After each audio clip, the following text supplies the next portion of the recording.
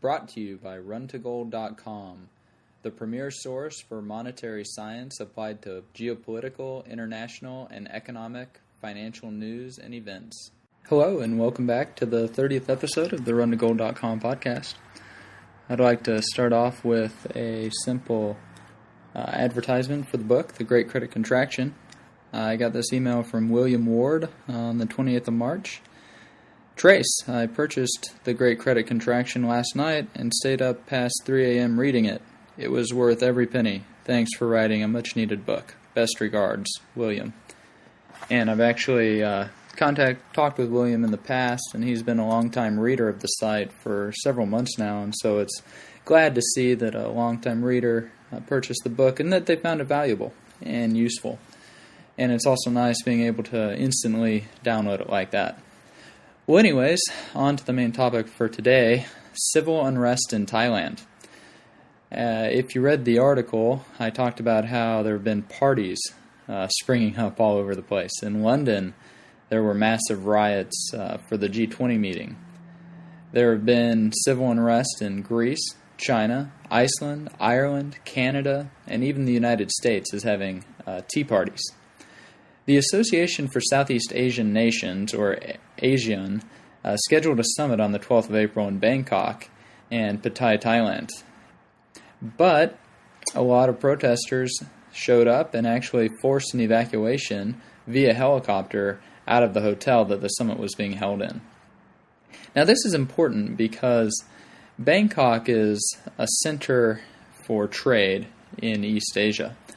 And so the geopolitical ramifications of this are quite severe because a lot of the nations there in Asia might retract some of their dealings with Thailand if they don't feel that things are safe there, if it's not a safe place to invest. Because Bangkok and Singapore, they compete for a lot regarding the trade, and Singapore seems to have a lot more stability. So the geopolitics that are going on there are very important.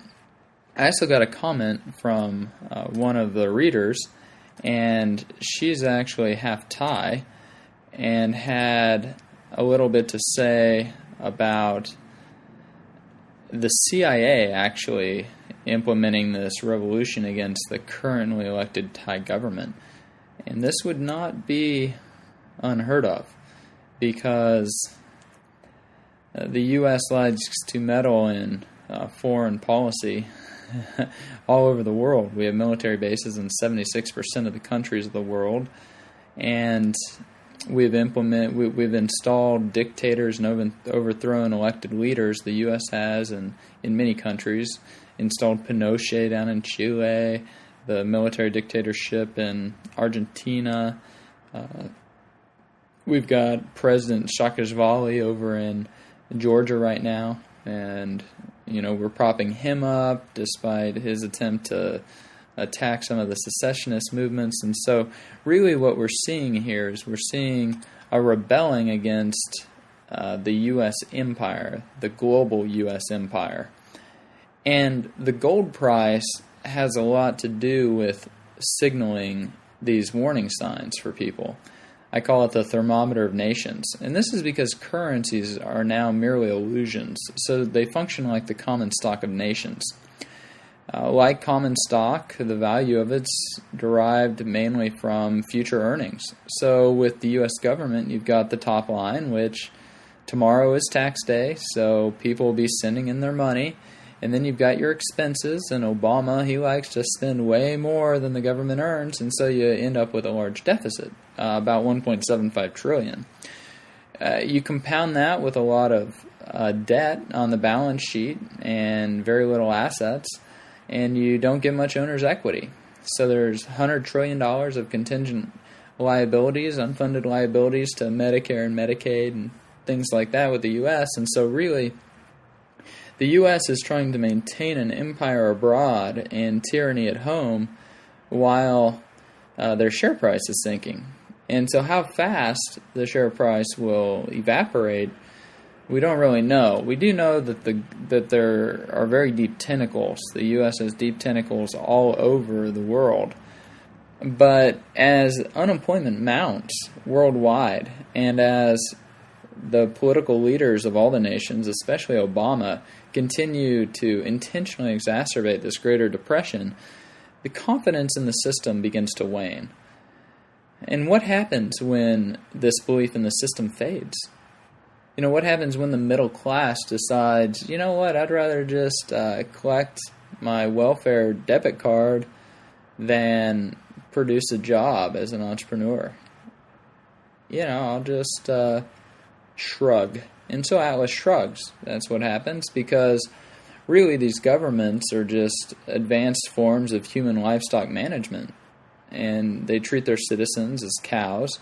And so, the cow can get depressed if they don't have the freedom to do what they want to do, if they can't make the money they want to make, and largely if the contract, the cow produces milk and some of the cows produce meat by going over to wars or whatever, the cows, if they don't feel that the contract's very good, then they just kind of give up and they stop producing milk and meat. And so that's what seems to be happening, is the American livestock seems to be losing faith and belief in the system, and consequently the machine will just grind to a halt, because the machine needs dedicated and educated and motivated people to do the actual work. And when those people rapidly begin losing faith in the system, perhaps they're one of the 700,000 that have been laid off each month for the last 5 consecutive months. I mean, that's 3.5 million people. Let's put that in perspective. It's the number of all the police officers in the United States, or it's all the employed people in Ohio, which is the 7th largest state in the United States. So these people are losing faith in the system very quickly. It's just evaporating, because after all, that's what happens. The system doesn't collapse, it evaporates. And this faith in the system's evaporating because the common stock of nations is evaporating. Their currency, their common stock, because their top lines can't support the middle lines, and so the bottom lines are turning negative at a rapid pace. And people are beginning to awaken from this derivative illusion and realize that, man, my country's just broke.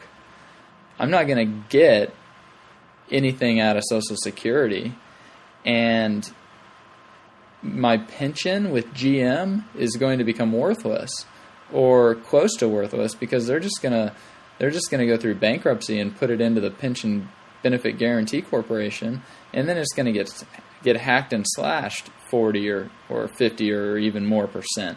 So there are a lot of dissatisfied people that are waking up from this derivative illusion. And so we have tax revolts coming, most likely, and other civil unrest, particularly in the U.S., as conditions continue to deteriorate. And it's going to be interesting to see how it plays out. There are some things that we can do to protect ourselves. Make sure that you're location independent. You can catch the last plane out of wherever you might be and go somewhere else should you need to. That last plane account, where do you go? How do you maintain your standard of living? Just have a contingency plan in place. It's good to have 3 months worth of food on hand, so that should there be some type of disruption, like a hurricane or an earthquake or a trucker strike or a contraction of credit where the truckers can't get money for gasoline, so they just have to park their trucks up at the Golden Acorn, which is a big truck stop between San Diego and Phoenix. A lot of trucks are just parked up there. They're not even driving because they can't make any money and they can't get any credit to buy the fuel. So as the system evaporates, what we take for granted, we take these complex systems that we have for granted, especially our food distribution system.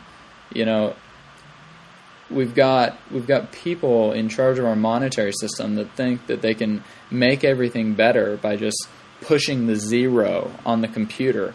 And the truth of the matter is that you can't push a 0 on a computer and have food appear in the supermarket. And that's why our monetary system is so important, because it allows us to perform these mental calculations of value. And gold and silver, they require truth. They do not require confidence. They do not require trust, because they are value in themselves. And I talk about this in depth in the first chapter of The Great Credit Contraction, the difference between money, money substitutes, and illusions, all three of which can be currency.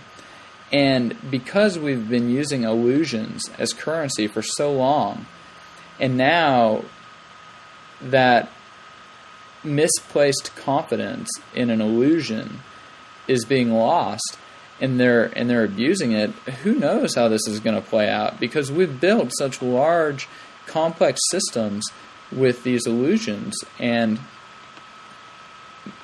you know, when somebody's hungry, that's not an illusion. When somebody can't get food in the supermarket, that's not an illusion. And when you've made all your mental calculations of value and all your allocations of capital, like buying a semi-truck, for example, in order to move food from the farm to the supermarket, when you perform that calculation of value using an illusion that has no definition, then you can't rationally allocate capital, because you can't accurately measure. By analogy, it would be like a monkey who has to climb a tree to get a banana, and they don't know how many calories the banana yields or how many calories it takes to climb the tree. So when we use an illusion, we can't perform mental calculations of value of how much energy a particular activity yields and how much energy a particular good or service or product gives us. And so we have all these huge complex systems where we haven't even performed these basic calculations to determine whether or not we should even climb and pick and eat the banana.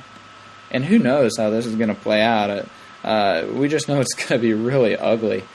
And unfortunately, the United States is not very well prepared for this, because they don't go through this on a regular basis like other countries like Argentina or Eastern Europe, Czechoslovakia, places like that. And Iceland right now is right in the midst of it, and it's really bad there. And a third of the people are considering immigrating. But, a third of America can't immigrate. That's 130 million people. And where would they go? And so you can't bail out the world. I mean, this problem is just really large. You can't bail out the world. And you can't rely on your government, because all they're going to do is steal from the productive members of society to bail out the unproductive members of society. So really, you have to figure out what you and your family are going to do to protect yourselves and your assets.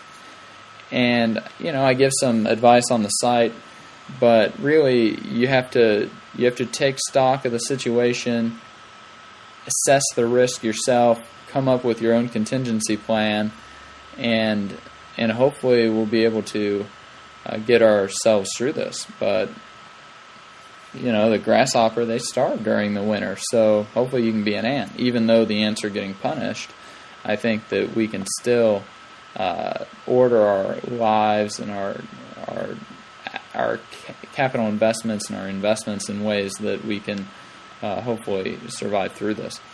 Anyways, that's a little bit about civil unrest and its potential to come to the United States as the system continues to collapse. And really it just evaporates, because that trust is lost in something which never should have had it to begin with. So I'd encourage you to pick up a copy of The Great Credit Contraction and really get the general roadmap and context for what is going on, because this is really, really big, and it's only just begun. And I think that you'll be pleasantly surprised with the book and the purchase. Anyways, this has been the 30th episode of the RunToGold.com podcast. Thanks for listening, and have a great day. You've been listening to the RunToGold.com podcast, the premier source for applied monetary science on the web.